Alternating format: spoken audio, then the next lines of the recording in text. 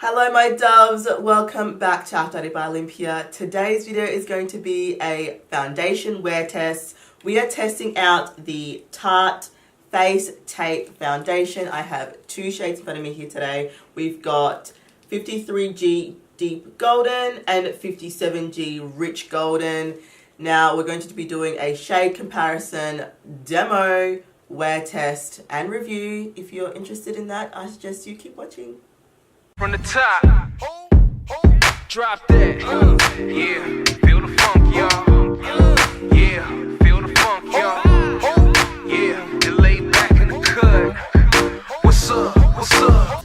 Hello my doves, welcome to Afrodite by Olympia. My name's Olympia if you're a new subscriber or a first viewer.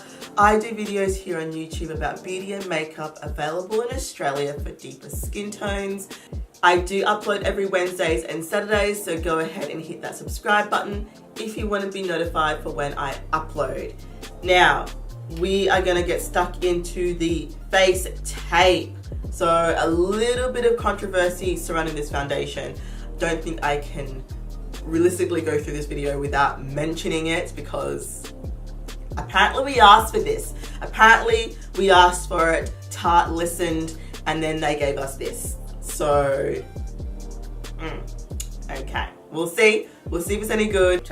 Yeah, so shape tape, I did get both the formulas in the shape tape, and this was a major, just a bust. It was just terrible, undertones were not right.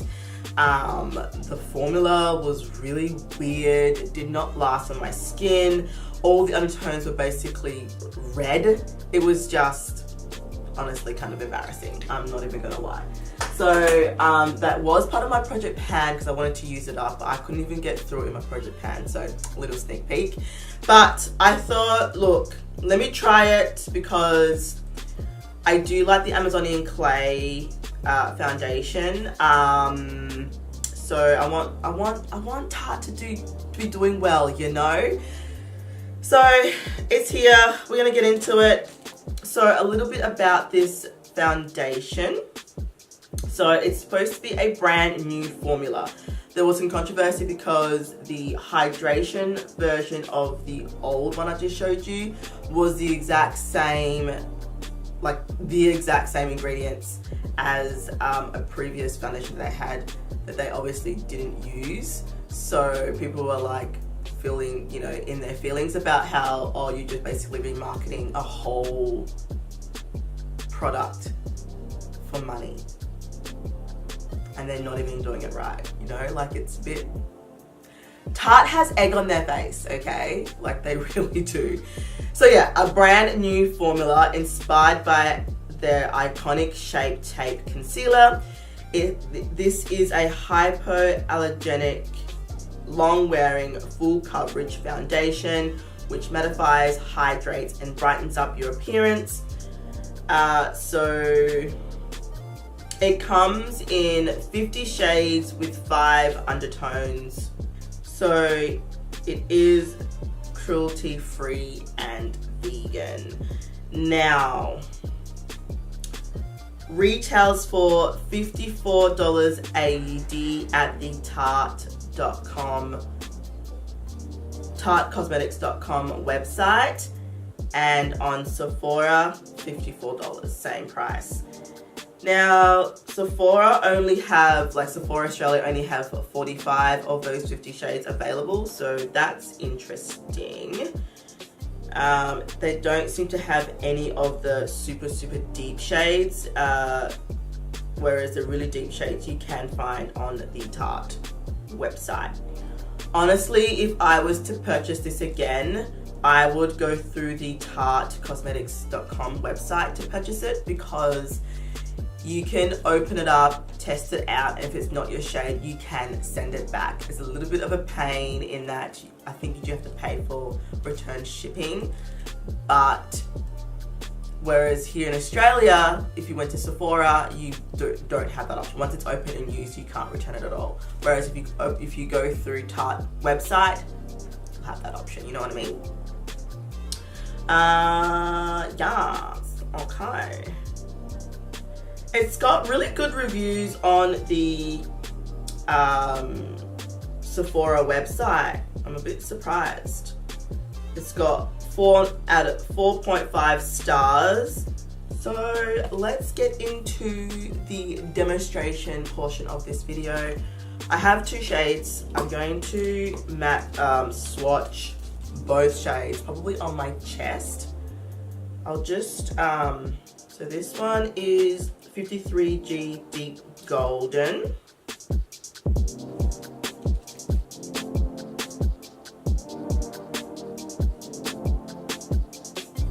It's very yellow. And this other one is 57G Rich Golden, which is obviously going to be darker.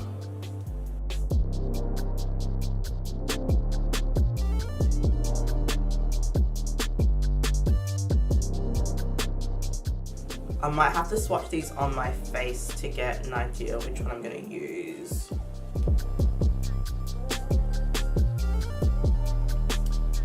So that's 53G. That's Deep Golden. And this is Rich Golden.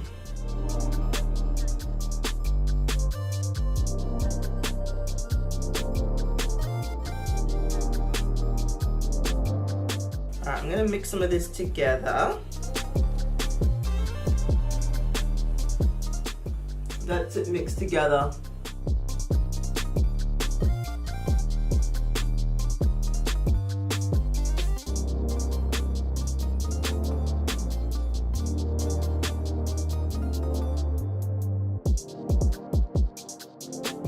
I think Rich Golden is better. The undertones of this one's a little bit weird. It's a bit yellow. It's not quite right. Definitely not quite right. Like, it's definitely golden, like it's yellow, but this one just has a nice, bit more of a nice caramel brown. I could get away with mixing them together, but we're gonna go with Rich Golden. Now, it does say to apply with a paddle brush, not like a kabuki brush, a paddle brush. It does have a paddle brush that this comes with, like, that you can purchase separately, but it's made for this foundation. Or you can use a beauty sponge. So I'm going to use a paddle brush on this side and a beauty sponge on this side. The paddle brush I'm going to be using is the Artiste Oval, what's this? Oval 7.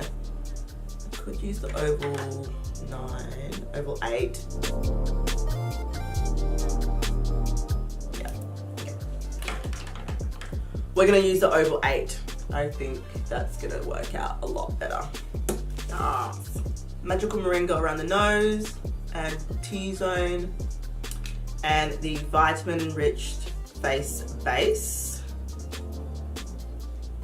for everywhere else.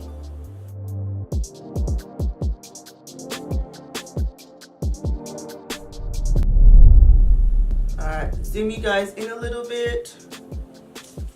And we're gonna go in with 1 full pump of Rich Golden Face Tape by Tarte Foundation.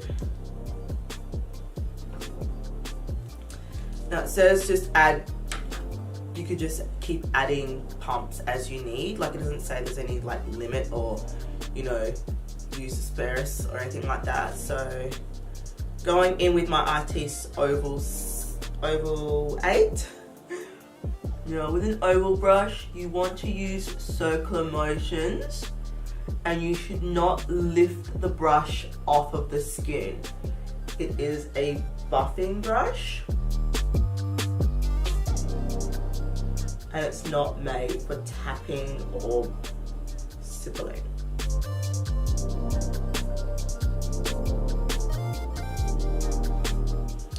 I'm gonna use the oval 7 just in this smaller area here, because that oval 8 is too big. And that is 1 layer, like 1 pump. It's nice. Just want to compare it to No Foundation. I think I picked a good match. I'm gonna go in with another half a pump. Just where my acne scars are and my nose marks. So the usual spots by now. Buff that in.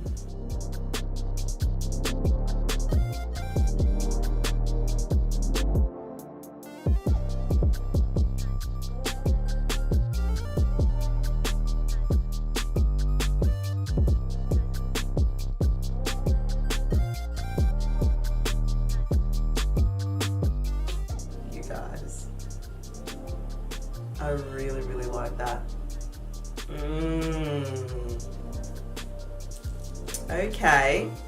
Okay, Tarte, I see you. I see you doing some things over here. All right, let's go other side. And we're gonna go in with a damp Model Rock Cosmetics beauty sponge. And we're gonna go in with one pump.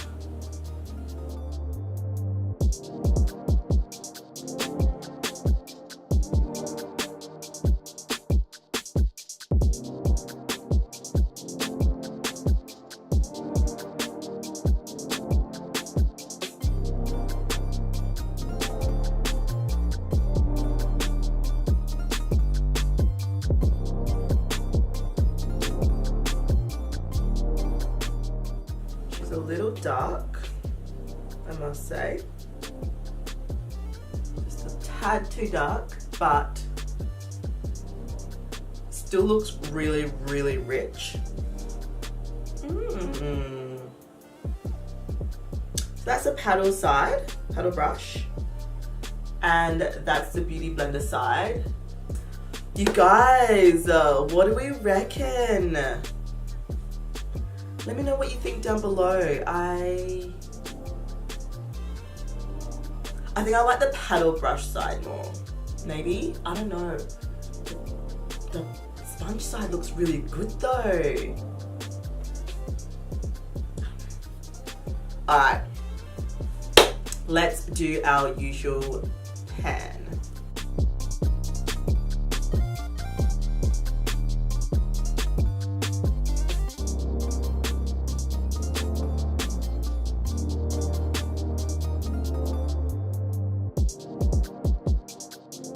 Alright, we're starting the time as 10:30. Okay guys, as per usual, I'm gonna go off and finish the rest of my face, i.e. film a couple more videos, and I will be back for a check-in, I suppose, maybe? We'll see how we go. I am meeting up for lunch with a good friend of mine who's like a brother from another mother. And his mother. I'm meeting up with them for lunch, so I'll try and get a check-in before then. It will be an extra one though that you probably wouldn't necessarily need. Alright, I will be back soon.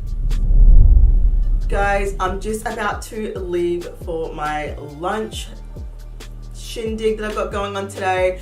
It's been 2 hours though, so I'm not sure whether I'll be able to do a 4-hour check-in. So I thought I would go ahead and do a 2-hour check-in now for you guys, and you guys can have a look at what my face is doing. I do currently have, real quick, the 12 color palette So Hot by Folklore on my eyes. Looks a little something like this. There's a tutorial for that coming soon, if not already up. Not sure about the timeline just yet. And then I do have some Bobbi Brown bronzing powder on my face in Deep 4, and I just did a review on that too. But let's get into what my face is looking like. Let's do my usual pan.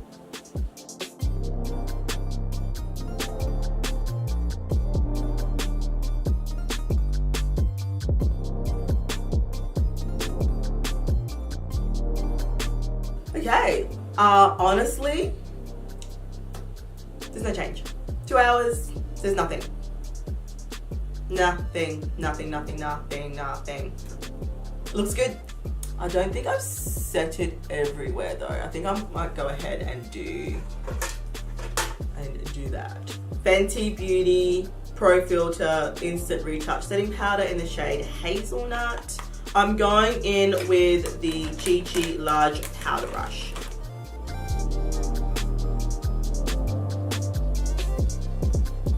Still looks really matte.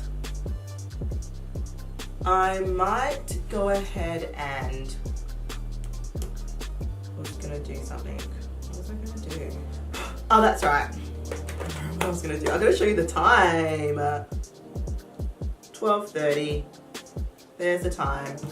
I'm off. I will hopefully try and do a 4 hour, maybe a 6 hour, and then it's 8 maybe. I'm not sure. I might come back after 8 hours is complete. Who knows? But I will see you guys soon. You guys, I'm back. Wow. Okay. Hopefully it's not that bad. Let's start off by doing the pan. This is 8 hours later. It is currently, where's my phone at? It is currently a little after 6:30, so it's currently 6:50. So yes, we've gone more than 8 hours. So let's do the pan.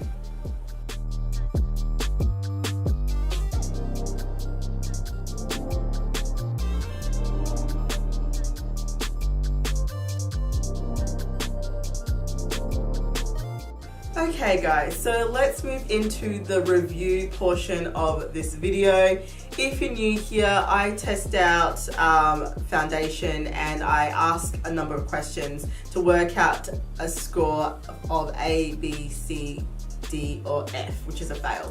So I look at transfer test, oil control, performance, and in the performance category, things like is it patchy or does it blend out weird, the texture, how it performs throughout the day, any fading, creasing, lifting, that kind of thing. And depending on all of those aspects, I give a score for this foundation.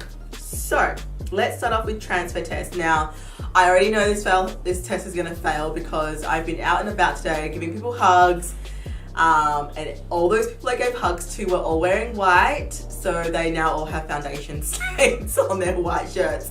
My bad. I thought I had set this foundation really well. You would have seen me set it at the 2 hour mark, and yeah, no, it just transferred everywhere. Like, it's transfer heavy, you can see it. It transferred onto everybody, so it definitely has failed the transfer test abysmally. Like, it did not do well at all. Next one is oil control. So I take a Shiseido blotting sheet. So 1 sheet is considered good oil control. 2 to 3 is considered okay oil control. Anything more than 3, so 4 and above, is bad oil control. We're gonna grab this. I'm gonna go ahead and blot.